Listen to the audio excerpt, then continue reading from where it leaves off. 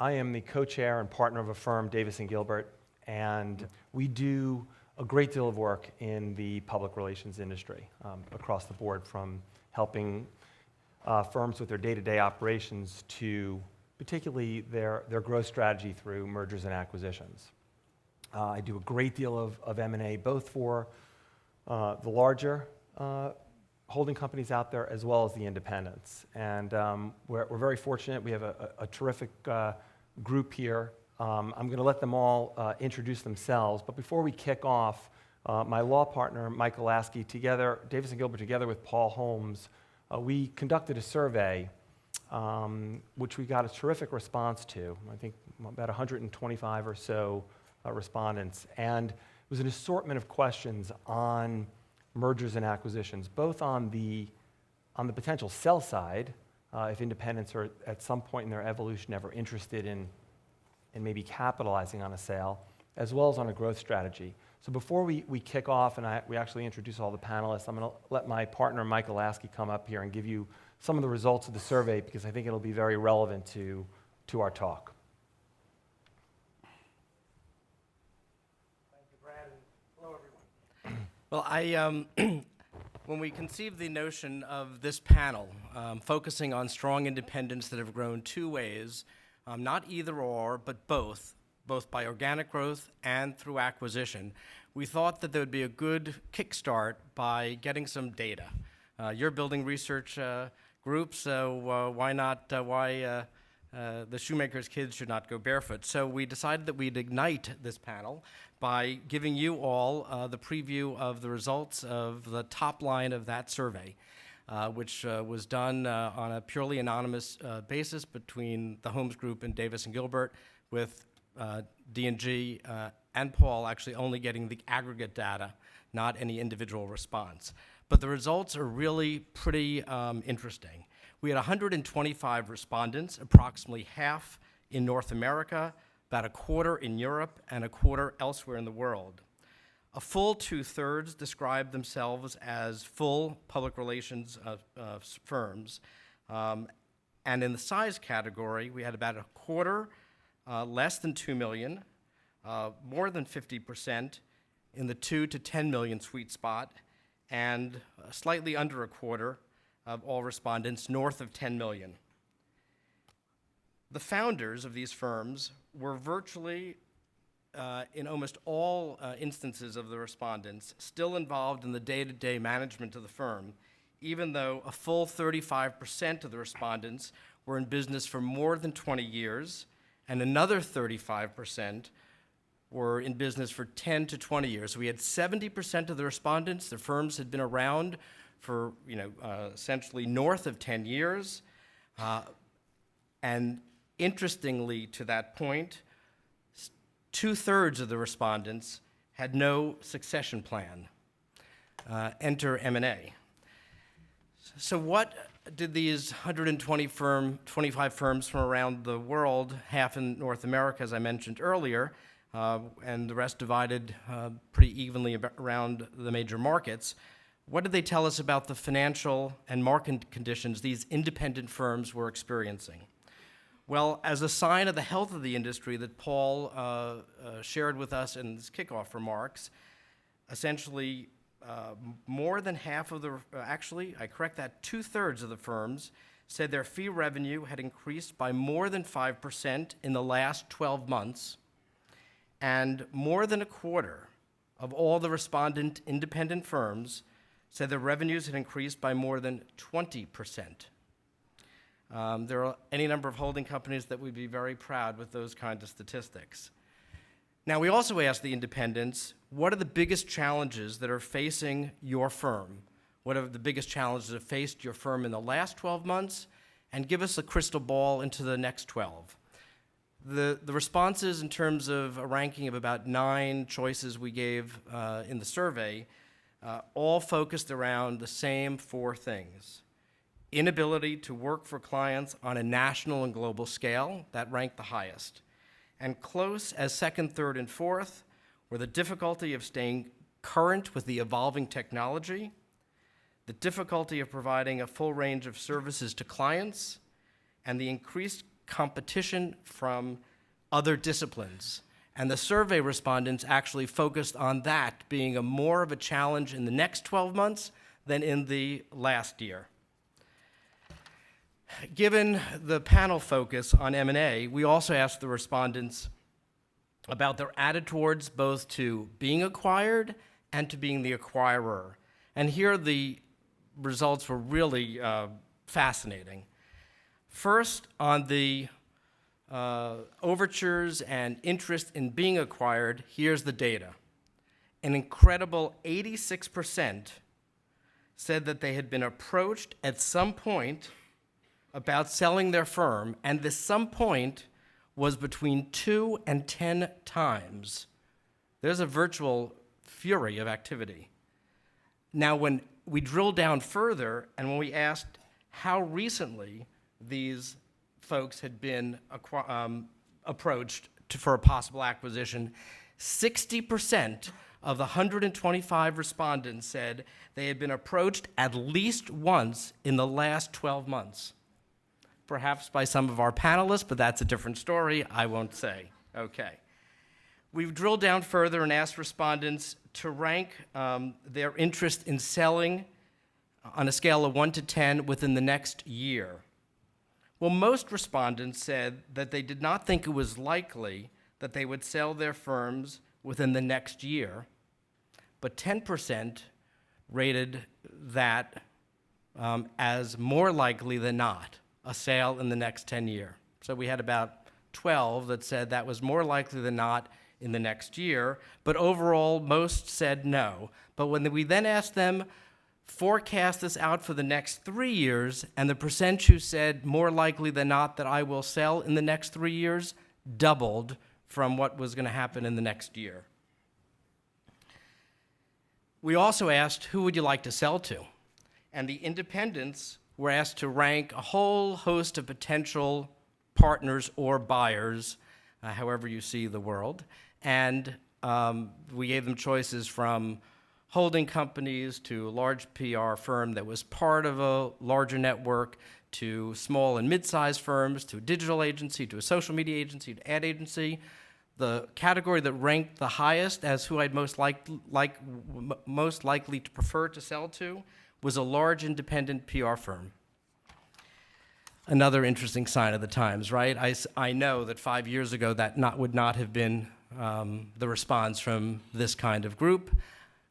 If you watch old movies, the mouse has roared. Okay, what would motivate these independent sellers to sell? Scoring highest against about 10 criteria were personal financial reward and personal exit strategy, not surprising. Why are you remaining independent? Buyers not offering enough cash. Okay, no surprise there. But when we turn to the subject of what our panelists are going to talk to us about, your interest and your appetite to be an acquirer, interesting in the extreme. 83% of the independent firms surveyed said that they had considered acquiring another firm, but only 30% said that they actually completed the acquisition. And here's the last survey result I'll leave you with, although Paul and Davis and Gilbert are going to be writing a few pieces on the more detailed parts of the survey, so these are hopefully the top line items, more to come. But listen to this one. We asked the respondents, what were the biggest obstacles since 83% of you have considered acquiring another firm? Why have only 30% of you actually completed an acquisition? And the biggest reasons were not finding the cash for the purchase price. That actually scored pretty low. The biggest reason was not finding the right firm to acquire. That also scored really low. You know who's really good. Interesting. What scored the highest was client conflicts, the sheer complexity of getting a deal done, and the inability to devote my time as the entrepreneur to essentially take M&A on as a hobby. So that is what you had to say. And with that, I'm going to turn it over to Brad and our very esteemed panelists. Thanks, Michael. Okay, so I think that's a good... Watching the time tick down, I think that was a good presentation and a good segue into really how to utilize mergers and acquisitions as a growth strategy. So before we get into it, because we have great panels here, I'd like you all to introduce yourself, tell us all a little bit about who you are and your organization. So Ed, why don't we start with you? Thanks, Brad. Happy to. Ed Moed. I'm the co-CEO of Peppercomm, co-founder. We are a 18-year-old strategic communications and marketing firm. We don't use the word public relations anymore in terms of who we are, although we offer it. We are based in New York, San Francisco, London, and Boulder, Colorado. I guess that's it. It's good enough to say. Peter? Peter Finn, and I'm founding partner. Is this working? Yeah? Can you hear me? Yeah. So Peter Finn, founding partner of Finn Partners. Finn Partners is a 2-year-old agency. We used to be part of Reuter Finn. I was co-CEO of Reuter Finn. And when we started planning the launch of Finn Partners 3 years ago, the team that I brought with me had about $18 million of business, and this year we'll do about 45. So we've grown almost 30 million over a few years, about half through acquisition and half through just winning new business. Our headquarters is in New York. We have about 300 people altogether, 150 in New York, and then we're in Chicago, LA, San Francisco, Washington, Fort Lauderdale, London, and Jerusalem. Scott? Yeah, I'm Scott Allison, CEO and one of the founding partners of Allison & Partners. We launched our company in 2001, and at the time we said that we would grow both organically and through an acquisition strategy. Today we now have 14 offices, 11 in the US, an office in London, and an office in Shanghai and Beijing. And over that course of that period, we've acquired 6 firms, relatively on the smaller size, ranging from 4 people up to 20 people over the course of those 6 years. And I've also sat on the other side of the table. We sold a stake in our company to MDC Partners in 2010. Thanks, Scott. And Helen? Helen Thomas. I'm the president of Blue Focus Communication Group of America. Blue Focus was founded in 1996 as a native public relations company in China. So basically back then, the public relations are really run by the global brands. So from there, we have grown to be one of the biggest public relations company in China, and we went public about 3 years ago. And since then, we have done about a dozen M&A deals, and we were ranked number 7 in China as the biggest acquirer in China. The number 1 is Alibaba, the number 2 is Tencent. Lenovo was right before us. So, so far our growth has been 50-50 organic and M&A. And I'm the head of the American or international operations representing Blue Focus Communication Group. Thanks. So, I'll start by saying I think it's, Paul had launched by saying it's a very exciting time for independents and PR in general. Again, where Davis Gilbert sits, we do a great deal of work in the marketing services industry in general, and there's just this insatiable appetite for PR. And so what I'm finding is a lot of the independents that we represent in this category that Michael had mentioned in the survey, 10, 11, 12 million in annual revenue, they're looking to grow for an assortment of reasons. They want to grow their top line revenue, they want to grow their profitability. So I'd like to kick off our discussion, this afternoon. So there are a lot of reasons why each of your firms embarked on an M&A strategy, whether it's expanding your service offerings, new geographic areas, growing profitability, revenue, or maybe even potentially preparing for an exit strategy. So, Peter, why don't we start with you, and maybe you can address, from Finn Partners' perspective, what were some of the reasons why you embarked on an M&A strategy? Well, in terms of embarking on an M&A strategy, I've been doing acquisitions for a long time. My first acquisition was 20 years ago, and I've done about 11 altogether. But our focus at Finn Partners is on building market share. So I regularly get opportunities to make acquisitions in markets where we don't have an office, and I just say not now. That's not our focus. So we look to strengthen existing practice areas. We add some new practice areas, but the main focus is building market share where we have a presence already. Got it. Scott, you want? You know, originally, Brad, it was speed of growth. When we set out, when we launched the company, we said we wanted to get up to 10 million as quickly as possible because we felt like that would really give us the scale to build off of. So we saw acquisition as a way to just increase the speed of the growth. Got it. So Ed, I think over lunch you had indicated that you've done actually 2 deals in the last 12 months. Is that?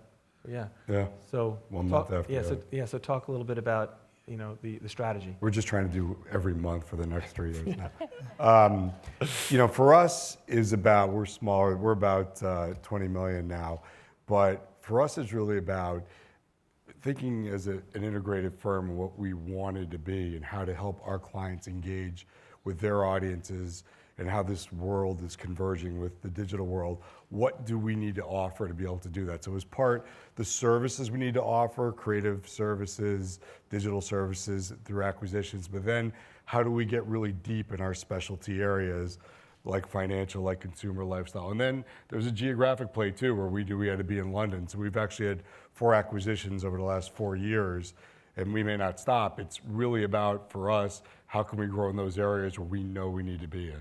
Got it. Now, Helen, you bring a little bit of a different perspective to Yeah. the table. So maybe you talk a little bit about Blue Focus's strategy. Sure. I think the most important for us is really people talents. We realize that in today's world, between Blue Focus and communication in general, digital, global, I think the best way to expand our market share is to find the right talent. And secondly, I think because now we are a public company, so there is a return for investment.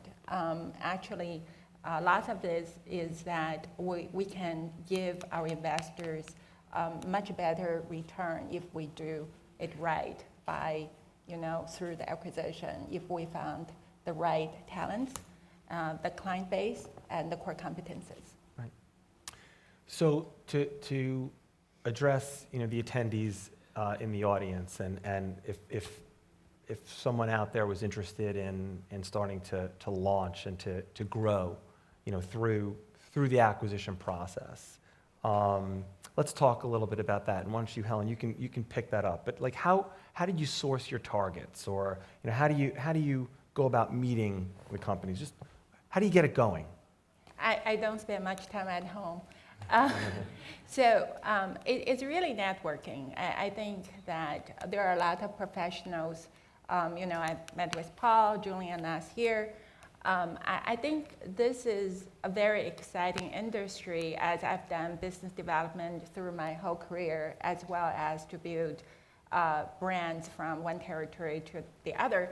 I think it's really about meeting the people and get to know the people. I think that every single brand in public relations has the personality and who you are and what you do for the client. I think having that face-to-face, understanding the strategy and endorsing the ongoing identity and what you do really well is what we have to do to make it happen. And I can go through lots of details. I don't want too much of time. I think it's really about networking and get out to meet the principals, the owners, the person that you're representing and the team. Right. So personally, I really spend lots of time just to get to meet with people, same as our CEO, Oscar.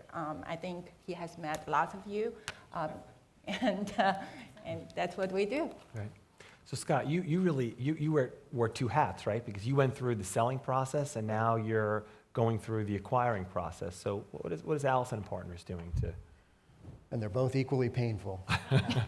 No, I think you have to really go in with your eyes open to launch into this process. And I think Michael talked to some of the sellers, or why they didn't actually go out and acquire the company, was the time that it would take. Yeah. And been very fortunate, one of my founding partners, Andy Hardy-Brown, devotes about 90% of his time to this process, where it would be very difficult for me to put that much time into it.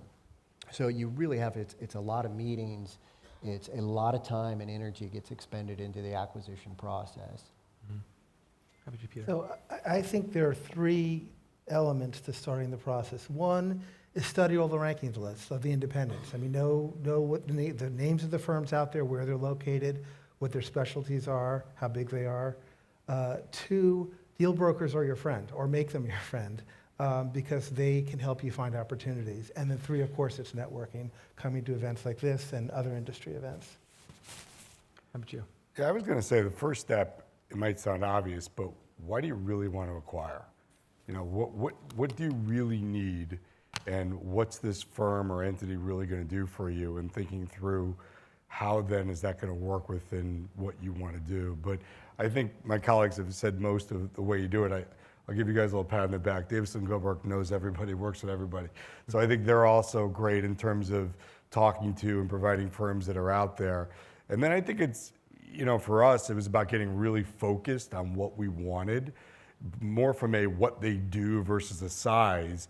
And then you know there are 6 or 8 or 12 or 15 players in that area. So one by one, you're going about how you're going to go do this and making calls. And so I let it from my end. That's what I do. It is very time intensive. It's also fun. I enjoyed a lot of it until you start negotiating. But I think that's an excellent point, because to really, you know, Michael touched on it a little bit, but M&A is not a hobby. And I think if you are genuinely serious that you want to grow and expand your firms through some strategic acquisitions, to Ed's point, to have a plan, and I say this to my independent clients all the time, like, you need to sit down and really think about, where do you want to be? Like, what's the 12-month plan? What's the 24-month plan? What's the 36-month plan? And I mean, we don't have a crystal ball. We don't know exactly how things are going to work out, but if you could write the script, take away legal hurdles, tax hurdles, you know, pricing hurdles and what have you. But if I could set where I'd like to see my firm in 2 or 3 years, this is what I would like to see it in the shape. And then also along those lines is, and why?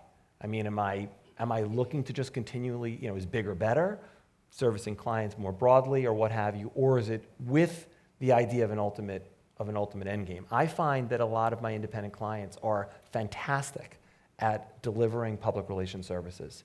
They're creative, they're nimble, their clients love them, but they have no time to focus on their company themselves. So a lot of time that gets pushed, you know, into the back burner because client needs are the most important. So let's transition now. We've sourced some deals, we've gone out, we've met people, we have a deal sheet, we've met 5, 10, 15 different potential targets. We've got a good, in different stages of development. Talk a little bit, and you know, maybe Ed, since you run it, you know, for Peppercomm. So walk me through a little bit. You've come to terms either through a letter of intent or, you know, or a term sheet. Like, what does it take? What did it take your organization to move from basically a meeting of the minds in the form of a non-binding letter of intent to actually closing the deal? Okay, so I would even take the hardest step, I think, having gone through this numerous times, is you have these wonderful meetings and calls and synergy and how you're going to work together and how great things are going to be. And that might take, whatever, 2 months, 15 meetings, whatever it is. And then you put the first offer on the table. But you have no idea where their heads are at, really. You try, but you don't. So I would say getting to that letter of intent, agreeing upon those business terms, in my mind, is the hardest thing. Once you can do that, you're mainly then going to a lot of other serious detailed issues, but you're kind of handing it off to the lawyers to start negotiating a lot of the points, the employment contracts, the shareholders agreement, a lot of the logistics that are really important. Through my experience through the 4 deals I've done, that wasn't the hardest part. That was figuring out a lot of those logistics, the legal terms, even though there's a lot of issues. It was the business terms, which are the hardest to get to, because you might think you're giving a great deal, but someone's unsophisticated in the marketplace or just thinks he or she, their firm is worth 10 times more than it's actually valued at. And then you have to sit back and say, oh God, do I want to do this? Do I want to try to educate, et cetera, et cetera? So I think that I would say is the hardest part. Okay. Peter, you want to talk a little bit about the process you go Yeah, through? I would say that for smaller deals I've done, you know, $1 million company, once you sign the term sheet, it's very simple after that. When you get into bigger deals, This year I've done a $4 million deal and a $10 million deal. There are a lot of complicated steps that you have to go through, which include the communications with key people. You can't tell all of your employees and all the employees for the company that's being acquired at the same time. There are more senior people who need to know first, but you've got to be concerned about confidentiality. Then you've got to make sure that your biggest clients and their biggest clients know about it in advance. So there are a lot of communications pieces to this and a lot of materials to develop. The press release, Q&As, website content, and then simple things like business cards and letterhead and logos. You know, you've got to deal with branding issues. How are you going to deal with the acquired company's brand? And are you going to integrate it or not? Is their brand going to go away? There are just a lot of issues to be dealt with. You know, Brad, we spend a lot of time on the culture fit because we think for us that can be the biggest backbreaker. And we've learned the hard way, sometimes if the culture piece fails after the fact, that it can really unravel a deal. And to both Ed and Peter's points, I think you bring in the legal teams for those points, but our emphasis has always been, is this group going to fit in well with our culture and vice versa? And is 1 + 1 going to truly equal 3 in the equation? So we put an inordinate amount of time on that culture piece. And we've done 6 deals, and we've probably talked to 200 plus Right. different firms. I mean, the conversations, and I think Ed equated it to kind of dating when we were having lunch today, and that's just really true. The times that you date to actually come out and come up with a deal, it's a lengthy process. Yeah, I think that's, you can't buy everything you look at, and you have to have the discipline to say no if you're going to be an effective acquirer. So not repeating what you all have said, I think. Sucks going last. Exactly. So I think that the term sheet, we tend to spend a lot of time to get the term sheet right. Because sometimes our legal counsel and I said, like, you know, just to do the letter of intent is now binding and then move to the next step. But I think Ed is right in terms of how you value the person across the table, how you can agree upon certain things. There are, you know, EBITDA multiples and as well as a commitment. There are, you know, some key factors, but just to get everybody on the same page at the beginning, we'd rather spend more time up front than less time. And even we do that, what I found out is that there's so much emotion for people involved in this process. You have to leave some sort of room for the others to come to you. And sometimes they just go silent after we basically personally agree upon something and somehow and that's why having a very strong team, professionals in terms of handling the finance part, handling your legal part, and for you to be the one as a connector so that you can connect with the target emotionally is very important because you can't really, I don't think this, be everything. I think having a team is very important to get through. And what I was told and what I'm experiencing is that deals big or small, it takes just as much as effort. I think we would agree. But it doesn't mean that only bigger deals would worth more. I think every entity, every business deserves that respect and that time. So even if it's a smaller, you know, deal, we still have to put in our heart in there to get the deal done. Otherwise, you know, you just get stranded. So yeah, I don't want to go too elaborate and scare everybody, but it's a big effort. I think that's a fair point. I mean, so I have a lot of the independents that are coming to me and expressing this desire to grow, and a lot of times it comes from they've worked with a shop down the street that's smaller, and they're interested in acquiring them or what have you. But it's a great deal of work. It's in order to do a lot of M&A fails, and mostly it fails because of the lack of prep. So I think everybody's point on the panel to make sure that it's a good cultural fit, that it's a synergistic fit. I mean, human capital, right? The assets are going in and out of the door every single day. But then the modeling and the financial modeling. So, I mean, I know, you know, when I'm on a sell side deal and I'm living with the owners and the principals, their CFOs, and it could be over a 3-month period until we ultimately, you know, consummate the deal. And they'll always say to me, like, gosh, I have no idea how you do this for a living. You know, I'm happy to have only done it once. But I want to emphasize the importance of that. So if anybody's interested in growing through M&A, and I do think there are a significant amount of opportunity out there. It's been done very, very successfully, particularly by this group up here.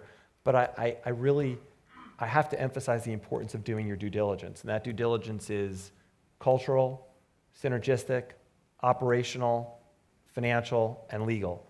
Because the deal documents will protect you in the event that anything goes wrong. But once something's gone wrong, it's a bad deal. So you want to figure all that stuff out, before you launch into it. So Scott, who are your biggest competitors when you're going up against these deals? Well, a lot of our deals are on the smaller side. So it could be from a 4-person, maybe up to a 20-person firm. So I don't feel like we're really bumping up against the largest, holding companies. We'd probably be more likely to bump into Peter on a type of deal or something like that. And I think, but for us, it's really keep an open mind and be flexible. A great example for us is we really did not have a strategy to open up in Dallas, Texas.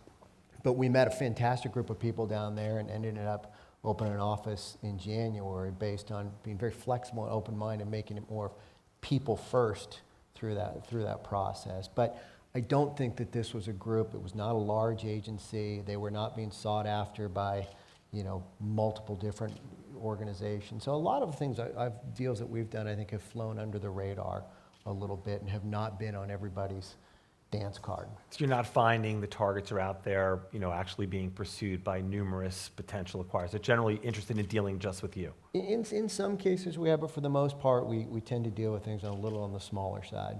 Would you guys share that? Have you found a lot of competition in your deals? Or? I think that we're all competing against the holding companies on an acquisition, whether or not they're actually talking to the company we want to acquire, because I think the holding companies have created expectations, and we have to find a way to meet those expectations or deal with them in some way. So I think we're dealing with the holding company environment. Gotcha. So let's talk about that a little bit, because the holding companies, of course, have been extremely acquisitive, and particularly acquisitive in the public relations industry. So how does that impact any of you in structuring your deals or pricing your deals? Well, holding companies have more cash than we do. They have as much cash as they need. So that's an issue. So I have to find a way to make whatever offer I'm going to put forth more attractive overall for the seller than a holding company deal would be. So what would that be? Well, first of all, there's going to be the cultural environment, which everybody's talked about. There are companies that I've acquired where the owner has said to me that he would never sell to a holding company, that he just feels that a holding company environment would destroy him and his business. And so I think there is more comfort. If they're selling to Fin Partners, they know who they're dealing with. They know who's going to make all the decisions, and they feel comfortable with that. But I do still have to make sure that the total package, financial package, so there's the cultural piece, there's the financial piece. I have to make sure the total financial package, and I have to look at it both pre-tax and post-tax, is at least as good, if not better, than what a holding company would offer. You want to talk a little bit about that? Yeah, How you pricing them? Sure. The companies that we've bought, and probably the ones that we could buy in the future, most likely aren't going to be bought by a holding company. Are not? Are not. Okay. Are not. I can say the 4 we bought, the competition was not being bought. So it was me approaching these people one by one and talking about our vision and who we are as an integrated firm and what we're doing and how we're fiercely entrepreneurial and all the different services we offer. And I mean, we do things that are, how many firms, we have a licensing division. I mean, it's different things based on what they see and how they can be part of this culture and fit in well to it. The other thing is, we, on purpose, I came from J. Walter Thompson, so did my partner. In a lot of ways, we're anti-holding companies in that way. Not that we have anything, a problem with it, but we're one P&L no matter what, across our firms, across our offices, across the services. So I was telling these guys at lunch, when we buy, it's a different type of offer because when you come in, you might have an earnout, but it's not based on profit because I don't want to have you compete with another area within my firm. And so it makes no sense, and we feel one P&L allows us to service clients that much better. So we're a large organization in that way with one P&L, and yes, financial is important, and in the end, if it's not good enough for them financially, they won't do it. There's no doubt about it. So we try to make sure they're seeing there's a larger guarantee actually, because it's not based on EBITDA or profit usually, but it's more about they see they can be a real important part of where Peppercomm's going, and we want to see that too, you know, and that's really, really important. I'll say one other thing to the culture part. I think the cultural part up front is really critical, but it's more important once you merge. And you can have the greatest cultural synergies and really love each other. But it's so easy for things to go awry with egos. I mean, think about it. Most of us are CEOs of independent firms. We've all had no bosses for a long time. All of a sudden I buy a firm, it's 18 people, and that person has to report to me. So even though, you know, I'm a kinder, gentler nation in a lot of cases, my people like to say, still, there are egos. How do you make sure people are working together well? You have to massage it, you have to integrate it, you have to nurture it along. That's really important. Not for the first week, but for the first year or two. It's really important. Yeah, yeah. I think I would just add that I think more and more people will look at Blue Focus and think that we're competing against the holding companies. But my experience has been that, one, it's interesting as you talk about ego. I think we're very good at flattering your egos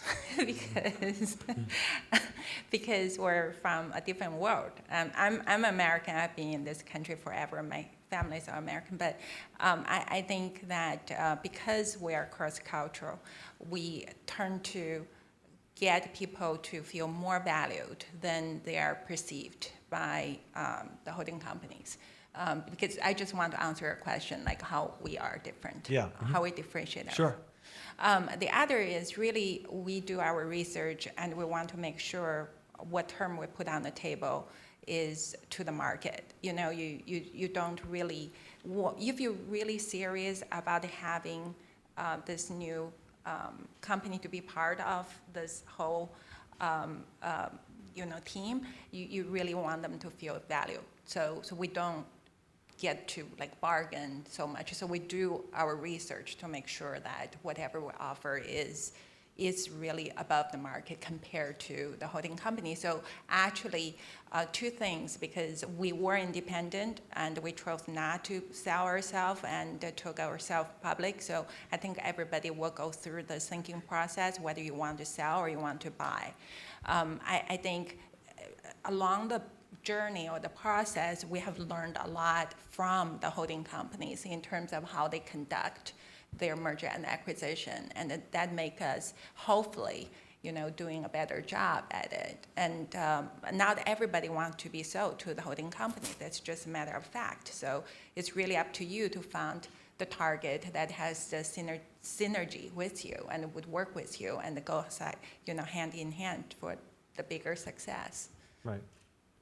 So again, Scott, given the fact that, MDC has, a significant piece of Allison and Partners, but independently you're out there looking to grow, what are you doing pricing-wise or to differentiate yourself from perhaps some of the competitors? Well, I think it's been kind of covered by everybody on this list. A lot of it's the culture fit, and we're not really out there actively competing against the holding company. Mm-hmm. So I think a company that does a deal with Allison and Partners is really looking to continue on a growth trajectory, wants to be a part of something. As Ed mentioned, I think the people want to be a part of our company. They know that at the end of the day, if there's a problem, they can speak to me directly. So really engaging with the principals versus such a huge monolithic organization. Right. And having to deal with somebody in the finance department or something like that.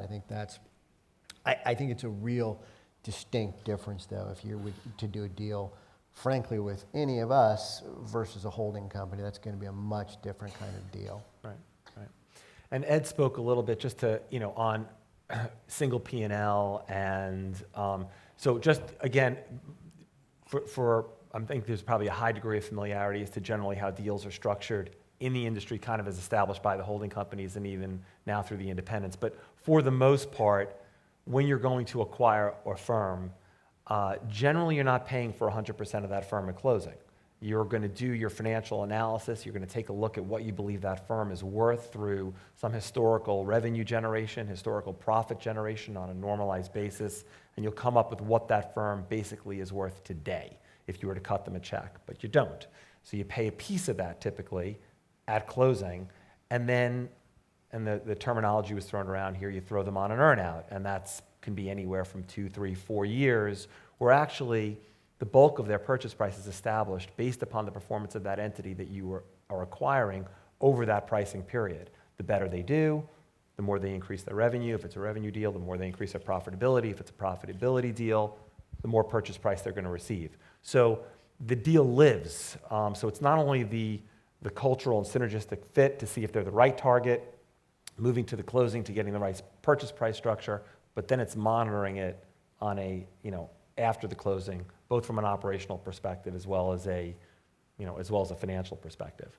So there's a lot that goes into M&A, right? If you're an independent firm and you're gonna decide that you want to acquire someone, there's risks. There's cultural risks. There's a bunch of risks. So, Scott, why don't you take a stab at what do you do to minimize some of those risks? Well, and I know I'm kind of thumping it. Yeah, I can go by some of the mistakes we've made in the past too. It's a good way to start. Yeah, it's because oftentimes the principals, ourselves and the principals and everything, can have a fantastic working relationship. But if you go down a couple of layers in their organization, you have to understand there's a lot of people who might not have been interested in doing a deal. So the principal or principals might have been very interested in doing a deal, and they've got their own objectives, and obviously they could do that. They own the company. But if the people underneath them aren't on board, and I think one of the situations where a deal went awry post-deal was that situation where a good chunk of the organization had no interest in doing a kind of deal. So I think you've got to go top to bottom and look at every facet of an organization and as quickly as you can engage with others, which is a tricky dance because oftentimes principals don't want you to meet anybody, and so it's a real waltz that you have to conduct. But we found that that's where you can really determine where oftentimes the success or failure can be, is you have to go beyond just the principles. Okay, so one aspect of risk minimization is to meet the team. Meet the team, understand their culture, and really see if they're, because at the end of the day is people hate change. Yeah. And people might say they don't hate change, people hate change. So if you do a deal and you tell them, hey, we're going to be changing the paper towels in the men's room, that's going to create all kinds of havoc. Yeah, I mean, people like to live in their little bit of world there, and they don't really want to see a lot of disruption. And frankly, some of the easiest deals we've had is where we took on offices in markets where we didn't have an existing office. So we didn't have to worry about smashing a couple of offices together. And those are ones where people would say, okay, yeah, we're seeing the benefits of being part of something bigger. We're getting invited into bigger opportunities, but the paper towels are still basically the same. Yeah, I think that's right. People don't like change. How about you, Peter? What have anything specific that you can address as to what you can do to minimize risk? Yes, I mean, the reality is that for those of us who have done deals and will do more deals in the future, and those of you who think about doing deals in the future, making deals involves risk. You're making a financial commitment, and you don't know what's going to happen to that business in the future. I think this week, the Holmes report said that Byte, I think, wrote off $2 million, I don't know if it's $2 million or £2 million for a deal that went bad. Maybe it was in Germany, I don't remember where. But when you're thinking about doing a deal, you have to think about the risk and don't get yourself in a situation where you make a deal that could take your company under. So you've got to think about the worst case scenario, and it's got to be part of your conversation with the seller, and you've got to say to them, look, if X happens to your company, if your business drops by 50%, we're going to have to deal with that. We're going to have to change some terms of the deal. And they say, well, that's never going to happen. My company's not going to shrink by 50%. Well, it's good for them to say that because that means that if there is a disaster, a scenario for you, a disaster recovery scenario for you, they're never going to expect it to happen. As I said, I've done 11 deals. There are some that have not gone so well, and I have built in ways of dealing with disasters that were agreed to in advance, and it's been really important that I've done that. Yeah. Ed, you want to talk a little bit about it? I would say one thought I have is you got to know when you're getting into it as best you can what that company's all about and what its weaknesses are. So for example, if you're buying a $3 or $4 or $2 million company that has kind of been that size for 8 years, 10 years, whatever. So why? Okay, and you might be buying them because based on all your services, you can really, grow a lot or help them grow. So then chances are maybe that there's not a lot of structure in place and they haven't been able to keep people, or they're not sophisticated enough to do something. So to me, it's once you're buying that company, it's what are you gonna put in place to help them? It's a partnership, but or not make them focused on because they're not really good at the business of this, or they're not really good at the management part of this, or they're not really good at the people part of this, but they're really good at bringing in new business or whatever it might be. For us, and we put together teams, always put together integration teams as to looking at it, what we think they're good at and what they're not, how we can make sure we're filling those voids and stepping in. I think the earnout is very important. I think that, when you value a company, there's definitely expectation in terms of why you buy it, what they think they will get out of the partnership also from the buyer. So I think that structure is very, very important. I think it's, the general practice, but it's hard sometimes to arrive at the same number. Right now, actually my team are having conference calls just to reconcile the numbers from the seller and the buyer because there is a gap. So realistically, when you see a projection in terms of the next 5 years and they always show you that there will be growth because they want to be valued more, but at the same time, you have to set the performance target as a baseline in terms of what they perform against you. There has to be a sort of a bridge.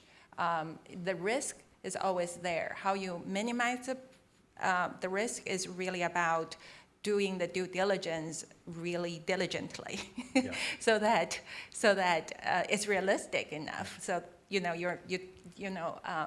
Peter said about the stress. There is so much stress in this. You got to look at the paper and see what you're. And I think it's important about paper towels. We turn to kind of ignore that. We kind of trying to say you can basically function as who you are, as we really promote autonomy for the targets to continue to perform. But I do want to mention one thing. I think the top is very important. For example, we just did acquisition in UK. We bought about 20% of Hansworth. Is a gigantic, worldwide. It's a great PR firm, and we are the biggest outside investor, but we're still the minority. And we just won one case, Paul, and we'll get to some details so you can announce that. So we had a joint team, and we just won this case from UKTI, basically promoting direct investment from Chinese investors into UK. It's a great effort, but I have to say that if it's not Lord Pete Challengton and Oscar that work like constantly together, just relying on the team to do it, it may or may not happen. I think the commitment at the top, after the deal done, keep working together and then make things happen, and then the team sees some successes, and then they will follow through. But it really takes leadership to make it work. Yeah, and I think that's true, and Ed touched on that as well. I mean, getting to a closing and actually, consummating a merger and acquisition is extremely challenging, and it takes a tremendous amount of time, energy, and effort. But if you ignore it after the deal closes, it will go away. So you need to definitely, be on top of it and continue to work at it and integrate integrated in post-closing. And also along those lines is that as you're going through the extensive due diligence and you're testing the numbers and you're looking at the culture and you're looking at the synergy, it's expensive, right? Because you'll start to engage time and cost to do it. You can't be afraid to walk away. And that I find that there are a number of buyers in the independents, they're almost there, they're 80% of the way there, and the handwriting's on the wall that this is not really going to work out so well, but they're so far down the road, it's tough to just walk away, and you have to have the financial discipline if it's not looking like it's going to be a good deal to walk away. I'm going to do one more question, then we'll toss it open to questions to the audience. But M&A, as you've all said, is pretty complicated, and it's time-consuming, and a lot of the independents out there don't necessarily have a team internally to help go through all this. So when do you engage an advisor? And if you do, do you engage a broker or financial advisor, your accountant? I mean, at what point in the process would you say is the most relevant time to do that? And who? Go for it. I think it's different for everybody based on your knowledge base. Ironically, for me, over the last 15 years, a lot of firms have approached us, and we came close with one or two. So I learned by potentially selling my firm what the deals were like and how they were cut and how they were developed, even though we never did, and we're happy we didn't do it at this point. But even then, when you start getting down to different creative ways to do it, I brought in this case, Davis Gilbert, one of their attorneys, specialized to start talking about different ways and different things that I could do, knowing I was going to do a different type of deal with one of the deals. So I would say if you haven't done it, use an advisor from the beginning if you don't know, because it makes the most sense. For me, I had been through it, and so I went most of the way with one of the acquisitions, and then I kind of brought someone in when I thought it was the right time. What I do is I do everything myself up until the point when we're about to finalize a term sheet, and then I bring in legal counsel to review it, and then from there on, the legal counsel is involved. Gotcha. Same thing. We've used a lot of outside advisors, but it's usually pretty late in the process. Mm-hmm. And I think to your point, Brad, saying, well, when do you decide if you don't have limited resources? This is going to be a time-consuming endeavor. Yeah. And I think if you're the CEO of an independent firm and you're going to try to go it alone, that's going to be tricky. Yeah. You need someone high up in your company, be if it's on the financial side or somebody to literally build a team to look at this process. Right. Because I think outside advisors can be very helpful at a certain point in the process, but you still have to identify I agree with that. internally how you're going to get it there. I'm a little sensitive to the time, and just maybe to throw it out to any questions. We only have a couple of minutes left. So does anybody have any questions for any of the panelists?